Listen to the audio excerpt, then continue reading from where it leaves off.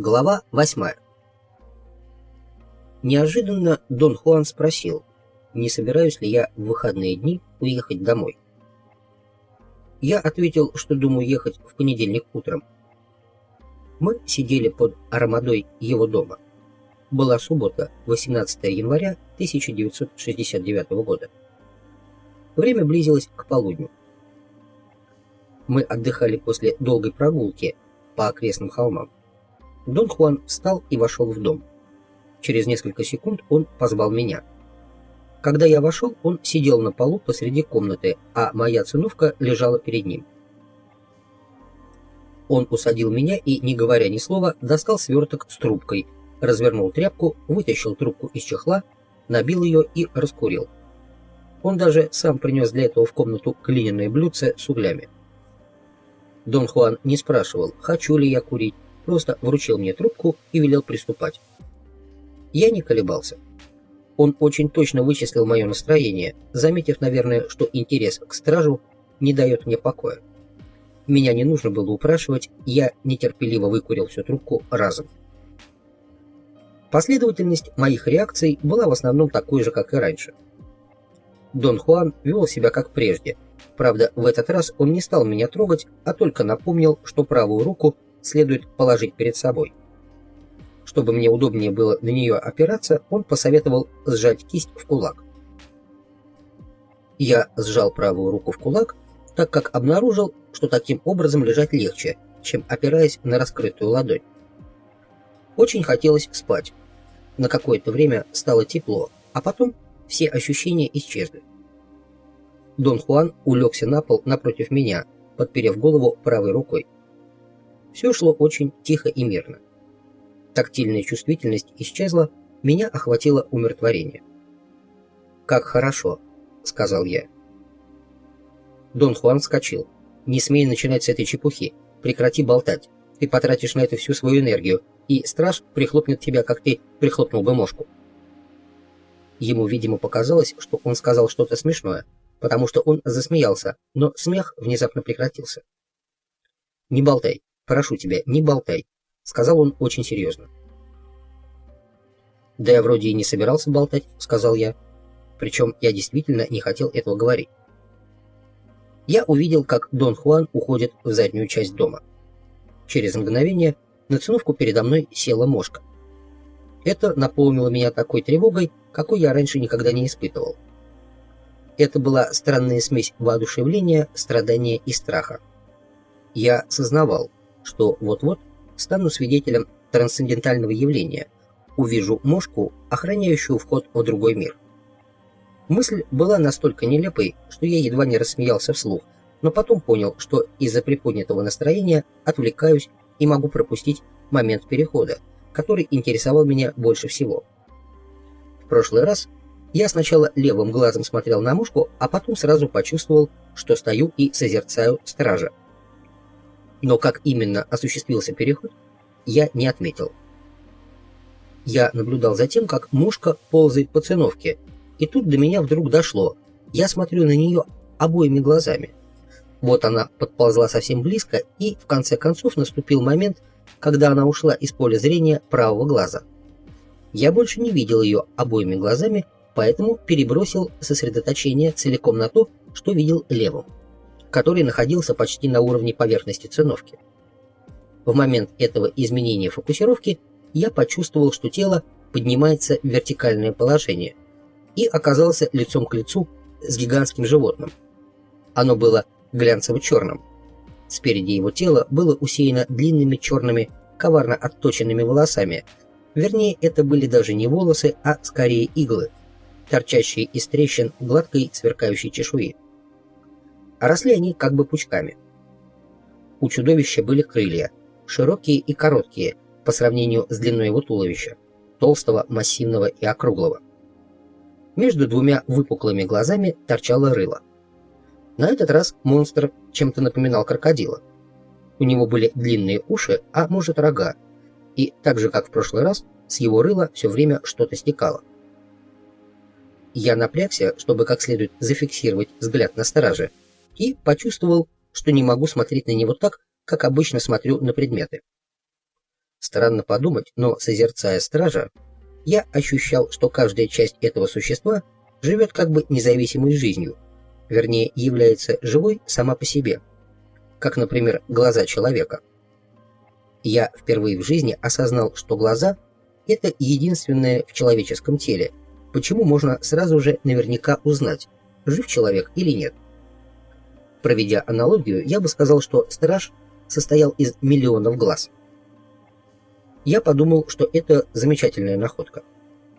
До этого я пытался проводить какие-то частные параллели, основанные на принципе подобия, пытаясь отыскать и описать искажения, в результате которых мошка представала в виде гигантского зверя. Я думал, что достаточно близким было бы сравнение как насекомое под микроскопом, но в действительности дело обстояло иначе. Созерцание стража было действием намного более замысловатым и сложным, чем разглядывание насекомого сквозь микроскоп. Страж начал кружиться передо мной.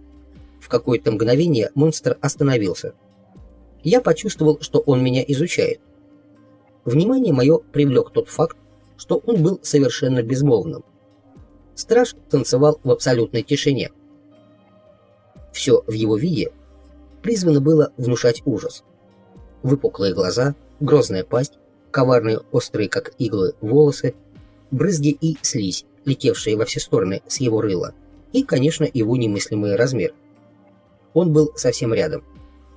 Я смотрел, как он без единого звука вибрирует крыльями, скользя над землей, подобно огромному фантастическому конькобежцу.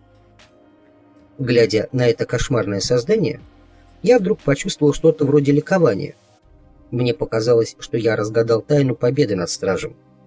Его не нужно побеждать, потому что он лишь картинка, немое изображение на экране. Он не в состоянии ничего мне сделать и может лишь пугать. Тем временем страж остановился рылом ко мне, а потом, взмахнув крыльями, повернулся задом. Его спина была похожа на цветной блестящий панцирь.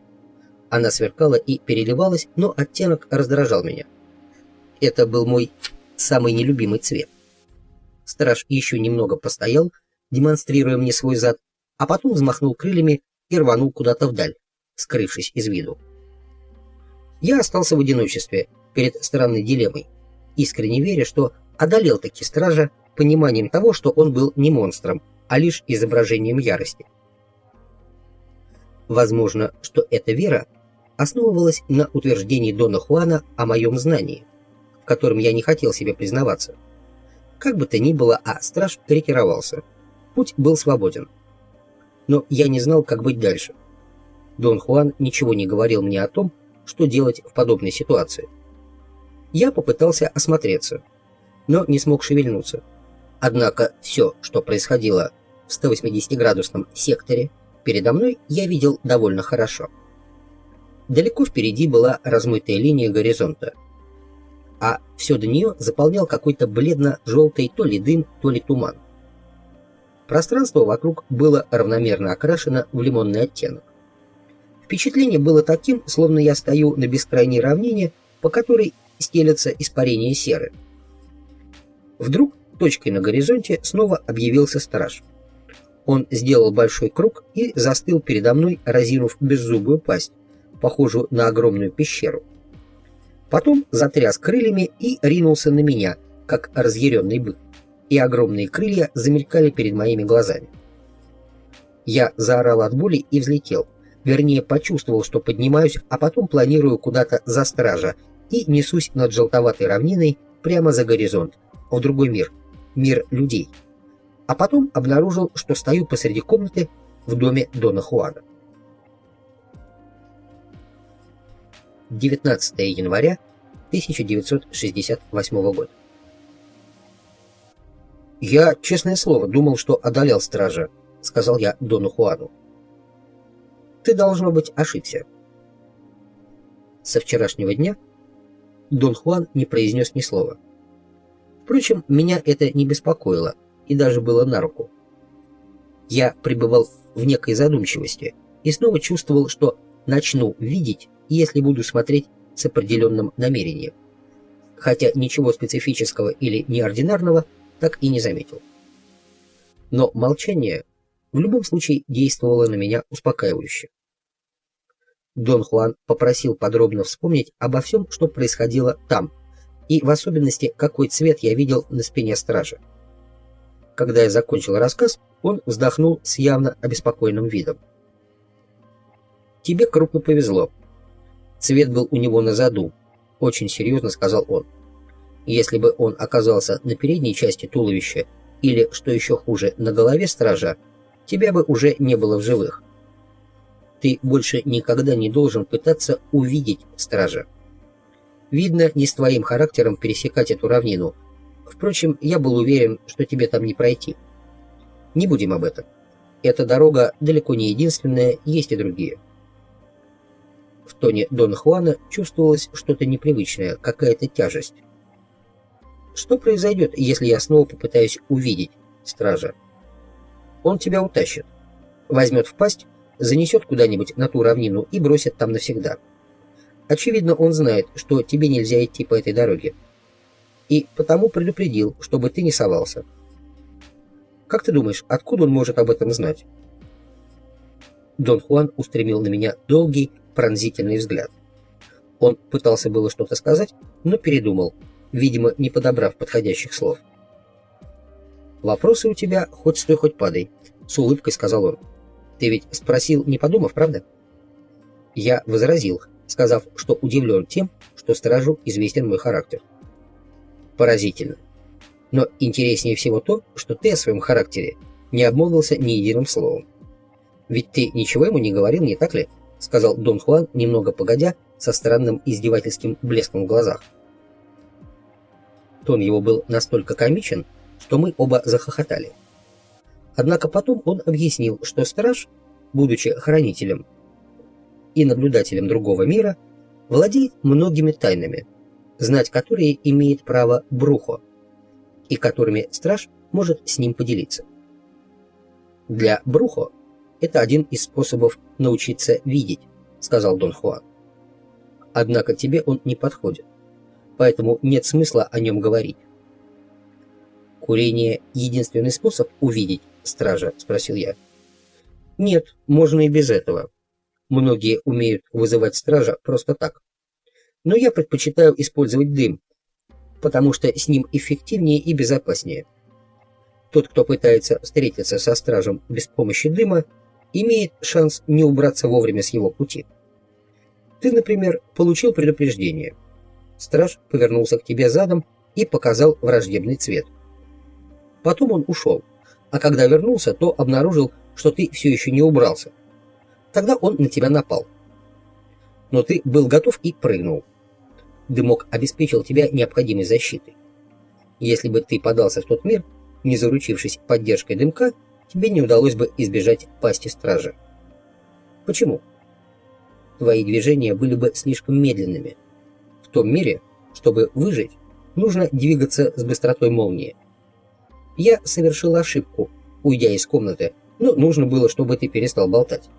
У тебя язык без костей, и ты болтаешь даже когда не хочешь. Оставшись в комнате, я вовремя приподнял бы тебе голову. Но ты вскочил сам, и это намного лучше.